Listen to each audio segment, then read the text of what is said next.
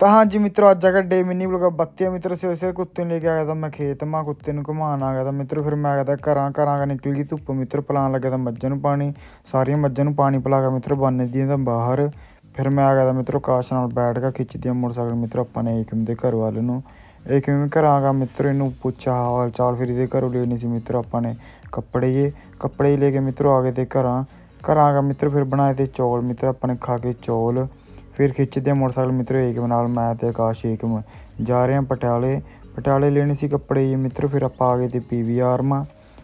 ਆ ਕੇ ਮਿੱਤਰੋ ਅਸੀਂ ਦੇਖੇ ਆਪਾਂ ਨੇ ਕੱਪੜੇ ਮਿੱਤਰੋ ਬਹੁਤ ਸੇਲ ਜੀ ਲੱਗ ਰਹੀ ਸੀ ਫਿਰ ਆਪਾਂ ਆ ਗਏ ਤੇ ਪਾ ਕੇ ਵੀ ਦੇਖੇ ਮਿੱਤਰੋ ਕੱਪੜੇ ਵਧੀਆ ਹੀ ਨਹੀਂ ਲੱਗੇ ਫਿਰ ਮਿੱਤਰੋ ਆ ਗਏ ਤੇ ਆਪਾਂ ਬਾਹਰ ਆ ਗਿਆ ਮਿੱਤਰੋ ਮੈਂ ਚੱਲ ਹੋਰ ਕਿੱਧਰ ਹੀ ਚੱਲੀਏ ਘੁੰਮਣ ਫਿਰ ਆ ਗਏ ਮਿੱਤਰੋ ਪੀਤਾ ਸ਼ੇਕ ਪੀਤੇ ਮਿੱਤਰੋ ਖਿੱਚਦਾ ਮੋਟਰਸਾਈਕਲ ਆਪਾਂ ਨੇ ਘਰ ਵੱਲ ਨੂੰ ਫਿਰ ਰਾਹ 'ਚ ਖਾਧੇ ਮਿੱਤਰੋ ਕੁਲਚੇ ਫਿਰ ਖਾਧੀਆਂ ਜਲੇਬੀਆਂ। ਅੱਜ ਦਾ ਬਲੌਗ ਇੰਨਾ ਮਿੱਤਰੋ ਵਧੀਆ ਲੱਗੇ ਤਾਂ ਲਾਈਕ ਕਰ